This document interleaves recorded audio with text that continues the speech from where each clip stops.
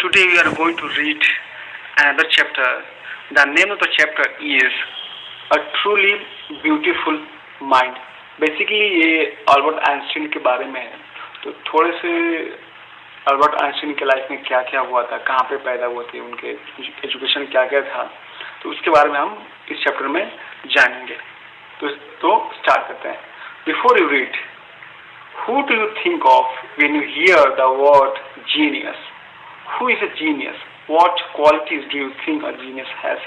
कह रहा है कि जब आप वर्ड सुनते हैं जीनियस, तो आपके दिमाग में क्या आता है कि जीनियस की क्वालिटी क्या क्या होनी चाहिए और कैसे जीनियस होते होंगे। We shall now read about a young German civil servant who took the world by storm about 100 years ago. कह रहा है कि हम एक जर्मन सिविल सर्वेंट के बारे में पढ़ेंगे जो कि अपने इन्वेंशन से, अपने काम से 100 साल पहले पूरा साइंटिफिक दुनिया में भूचाल ला दिया था। In the summer of 1905, the 26-year-old published in quick succession 4 groundbreaking papers about light, the motion of particles, the electrodynamics of moving bodies and energy. कह रहा है कि 1905 के समर में एक 26 साल के आदमी ने, उसने जैसे कि एक जर्नल आता था पहले टाइम पे, जो साइंटिफिक जर्नल होता था, उसमें इन्होंने आर्टिकल दिए थे। इसमें 4 पेपर्स उसको बोलते थे कि सॉरी, फॉर ग्राउंड ब्रेकिंग, मतलब कि ऑसम, मतलब कि हिला देने वाला। उन्होंने 4 पेपर दिए थे, किसी के बारे में, लाइट के बारे में, मोशन ऑफ पार्टिकल्स के बारे में, इलेक्ट्रोडायनामिक्स ऑफ मूविंग बॉडीज का जो इलेक्ट्रोडायनामिक्स होता है उसके बारे में, और एनर्जी के बारे में। इन्होंने जो भी कंसेप्ट लिखा था, ये पढ़ के एक तरीके से सारे साइंटिस्ट, सारे लोग एकदम भौचक्के रह गए थे कि इतना सही और सटीक उन्होंने इंफॉर्मेशन दिया था।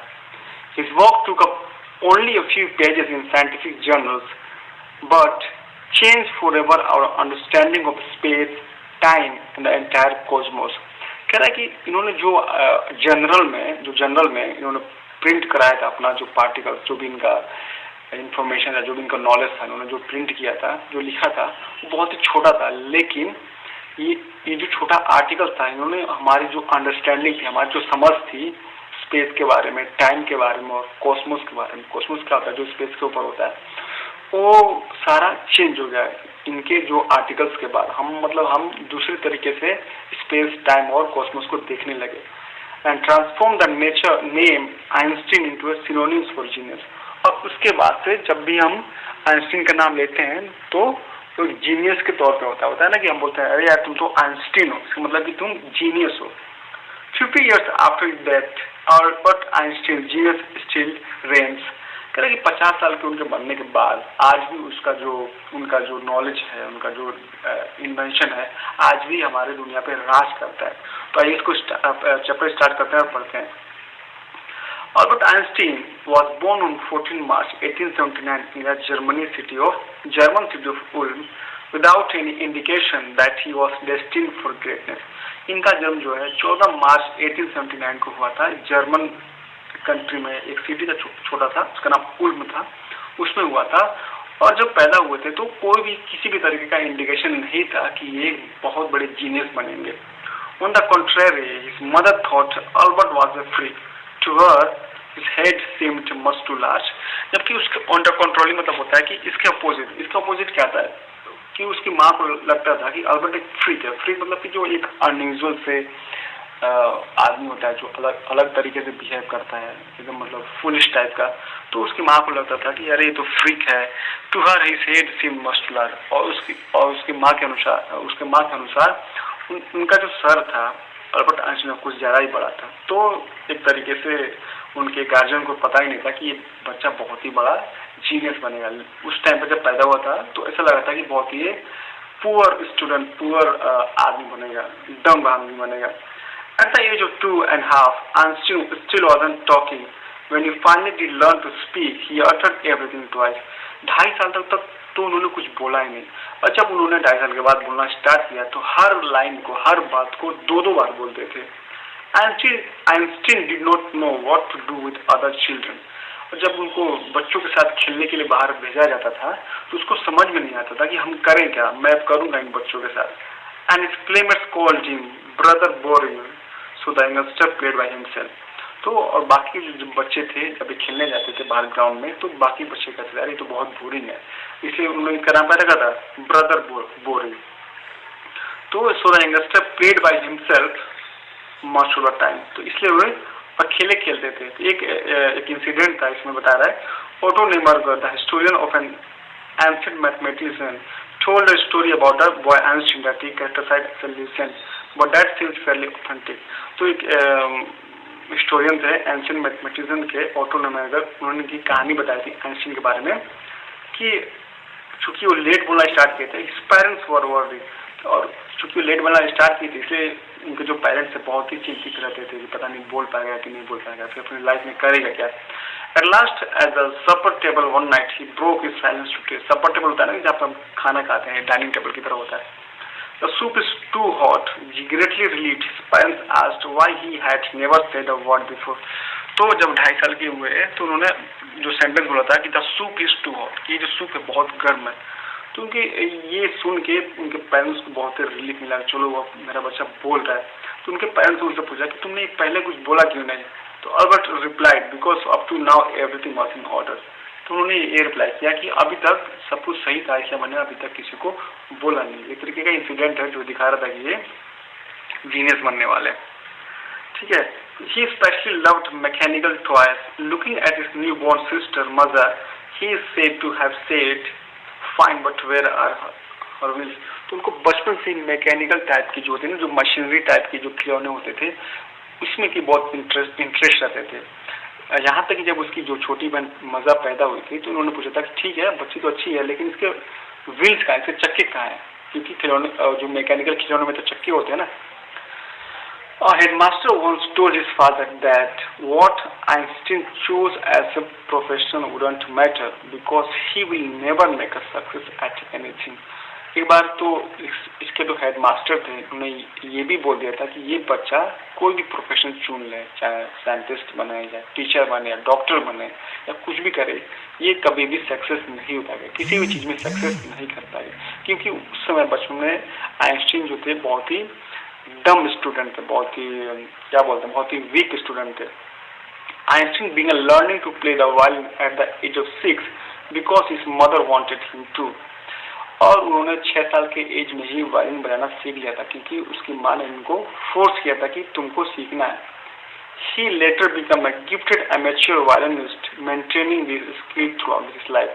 और बाद में वो अमेच्योर वायलिनिस्ट बन गए। अमेच्योर मीन्स होता है कि जो प्रोफेशनल नहीं होता, जैसे वो वायलिन बजाते थे और केवल अपने लिए बजाते थे और उन्होंने लाइफ टाइम ये बजाते रहे। और क्या आपको पता है कि जो इन्होंने थ्योरी ऑफ रिलेटिविटी इन्वेंट किया था, इन्होंने वायलिन बजाते हुए भी इन्वेंट किया था। तो इसलिए म्यूजिक का एक बहुत बड़ा हाथ होता है आदमी के लाइफ में। और आपको भी म्यूजिक इंस्ट्रूमेंट कोई भी पसंद है तो उसको बजाइए, उसको रिहर्स कीजिए, ओके बेटा। But Albert Einstein was not a bad people। He went to high school in Munich where Einstein's family had moved when he was 15 months old and scored good marks in almost every subject। लेकिन बताते हैं कि जो Albert Einstein थे वो बहुत ही बुरे छात्र नहीं थे। वो हाई स्कूल म्यूनिच एक जगह है जर्मन में, वो हाई स्कूल म्यूनिच में किए, ठीक है, जहाँ पे उसकी जो आइंस्टीन की जो फैमिली थी वो जब वो 15 महीने के थे तभी वो लोग वहाँ से शिफ्ट कर गए थे। उन्होंने अपना हाई स्कूल वहीं से किया था और उन्होंने गुड मार्क्स और उन्होंने वहाँ पे जब हाई स्कूल कंप्लीट किया था तो सारे सब्जेक्ट में उनके बहुत ही अच्छे मार्क्स थे। Einstein hated the school regimentation and often clashed with his teacher। तो रेगिमेंटेशन से होता है कि एक तरीके का बहुत ही तगड़ा डिसिप्लिन होता है। तो जिस स्कूल में पढ़ते थे तो उनको वहाँ का डिसिप्लिन बहुत ही बेकार लगता था। वो नहीं चाहते थे कि इतना डिसिप्लिन हो और हर चीज़ को दबाया जाए, तो ये चीज़ उनको अच्छा नहीं लगता था। At the age of 15, Einstein felt so stifled that there he left the school for good। और उनको वहाँ पे एक होता है ना कि मतलब डिसिप्लिन मतलब कि उनको इतना दबा दिया गया था हर बच्चे को कि कुछ बोलना नहीं है, कुछ नया नहीं खोजना है, कुछ नए टॉपिक पर बात नहीं करना, जो बस पढ़ाया गया उसके बारे में बात करना है। तो इस तरीके का वहाँ पे स्कूल था। तो उन्होंने 15 साल की एज में एकदम परेशान हो गया और स्कूल को वहाँ पे छोड़ दिया। The previous year, Albert's parents had moved to Milan and left their son with relatives। After prolonged discussion, Einstein got his wish to continue his education in German-speaking Switzerland, in a city which was more liberal than Munich. तो पिछले साल क्या था, उनके जो Albert के माता पिता थे, इन्होंने अल्बर्ट आइंस्टीन को उनके रिलेटिव के यहाँ छोड़ दिया गया था और बहुत प्रोलॉन्ग मतलब होता है लंबे डिस्कशन के बाद आइंस्टीन ने कहा कि मुझे स्विट्जरलैंड जाना है और वहाँ पे मुझे आगे की पढ़ाई कंटिन्यू करनी है, क्योंकि वहाँ पे लोग लिबरल थे। लिबरल मीन्स क्या होता है कि जो मतलब फ्रीडम होता है कुछ भी बोलने का, कुछ भी इन्वेंट करने का। Einstein was highly gifted in mathematics and interested in physics. तो आइंस्टीन बचपन से मैथमेटिक्स में और फिजिक्स में बहुत ही इंटरेस्टेड होते थे, ये सब चीज़ें इनको इंट्रिग करती थी। After finishing school he decided to study at a university in Zurich. तो इन्होंने ज्यूरिच जो कि स्विट्जरलैंड में, तो इन्होंने हाई स्कूल के बाद इन्होंने कहा कि मुझे ज्यूरिच के यूनिवर्सिटी में पढ़ना है। But science wasn't the only thing that appealed to the dashing young man with the warless mustache. तरह की डैशिंग उस समय जो थे, यहाँ पे आप देख सकते हैं कि आइंस्टीन जो 1900 में 21 साल में कितने स्मार्ट थे, और हम लोग जो भी 1955 हम लोग आइंस्टीन का फोटो कैसे थे इस तरीके का देखते हैं हम लोग, ठीक है। तो but science was not the only thing that appealed to the dashing young man with a warless mustache. Warless एक तरीके का एक जानवर होता है जिसके इस तरह के मूछे होते, दो दांत भी होते हैं इस तरीके से, तो इस तरीके की मूछों को warless mustache बोलते हैं। तो केवल उनको मैथमेटिक्स और साइंस ही उनको इंटरेस्ट नहीं करता था, उसमें इसके अलावा कुछ और भी था। क्या था जानते हैं? He also felt a special interest in a fellow student, Mileva Mary, whom he found to be a clever creature. तो वहाँ पे एक लड़की पढ़ती थी जहाँ पे अल्बर्ट आइंस्टीन पढ़ते थे ज्यूरिच में, मिलेवा मारी। तो उनको भी बहुत ही अच्छी लगती थी। क्यों? क्योंकि ये बहुत ही क्लेवर क्रिएचर थी उनके अनुसार। और क्यों थी? क्योंकि this young Serb had come to Switzerland because the university of Zurich was one of the few in Europe where woman could get degrees. Young Serb मतलब कि सर मतलब होता है साइबेरियन। इंडिया को इंडियन बोलते हैं ना जो पीपल होते हैं, वैसे सर साइबेरियन को सर बोलते हैं। तो वहाँ से आई थी लड़की, ये स्विट्जरलैंड आई थी क्योंकि जो यूनिवर्सिटी ऑफ ज्यूरिच था वहाँ पे ही केवल औरतों को डिग्री उस समय मिला करता था, वहाँ पे ही औरतें पढ़ सकती थी। वहाँ उस समय में तो औरत के एजुकेशन पर इतना ज़्यादा फोकस नहीं था, लेकिन वहाँ पे यूनिवर्सिटी ऑफ ज्यूरिच में औरतों को भी इतना सम्मान दिया जाता था। Einstein saw in her an ally against Philistines, those people in his family and the university with whom he was constantly in force. तो उन्होंने क्या देखा कि ये जो लड़की है मिलेवा मैरिज, वो एली अगेंस्ट की जो फिलिस्टाइंस होते हैं, मतलब कि एक तरीके का क्या बोल सकते हैं, जिनको कुछ मतलब नैरो माइंडेड, जो संकीर्ण विचारधारा वाले, जो पढ़ना नहीं जानते हैं, मतलब जानते तो है लेकिन इम्प्रूव नहीं कर रहे अपने आप को, कुछ नया नहीं करते हैं, तो उनसे बहुत दूरी बना के रखती थी। इसी वजह से अल्बर्ट आइंस्टीन उनकी तरफ थोड़ा अट्रैक्ट होने लगे। The couple fell in love, और वे दोनों एक दूसरे से प्यार करने लगे। Letter survive in which they put their affection into words, और इन दोनों के बीच भी लेटर एक्सचेंज होने लगा। अल्बर्ट आइंस्टाइन भी लेटर लिखते थे और उधर से मिलेवा मैरी भी लेटर्स लिखते थे। और लेटर्स में क्या क्या होता था? मिक्सिंग साइंस विद टेंडरनेस, और उसमें साइंस के अलावा प्यार की बातें भी होती थी। रोट आइंस्टीन का एक लेटर था, उन्होंने लिखा था, how happy and proud I shall be when we both have brought our work on relativity to a victorious conclusion. तो उन्होंने लिखा था लेटर में कितना अच्छा होगा कि हम दोनों साथ में काम करें और ये जो थ्योरी ऑफ रिलेटिविटी है इसका एक दोनों मिलकर विक्टोरियस कंक्लूजन लाए, कि इसका एक अच्छा सा कंक्लूजन लाए। तो कहने का मतलब है कि जो लेटर लिखते थे इसमें मतलब अपने फीलिंग्स भी शेयर करते थे और मैथमेटिक्स और साइंस की बातें भी एक्सचेंज होते रहते थे। In 1900, at the age of 21, Albert Einstein was a university graduate and unemployed.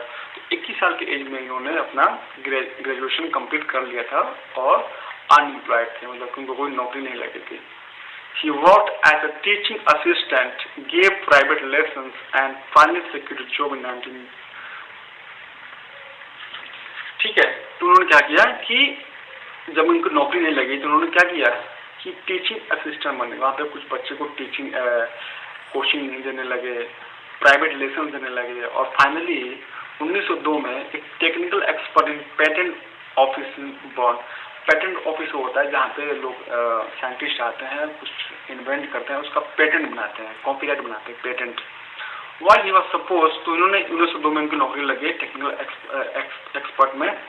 While he was supposed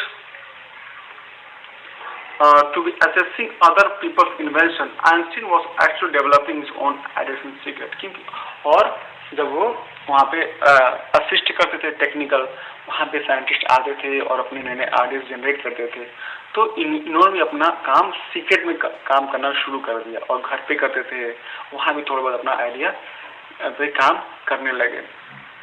He is said to have jokingly called his desk drawer at work the Bureau of Theoretical Physics। और वहाँ पे जो उनके colleagues थे उनको देखते थे और मजाक में बोलते थे, अरे ये तो एक उनको केबिन को देख के बोलते थे कि यहाँ पे फिजिक्स का, थियोरेटिकल फिजिक्स का इन्वेंशन होता है, यहाँ पे नए नए चीजें होती है, मतलब मजाक में बोलते थे कि वो बहुत जीनियस थे उस समय।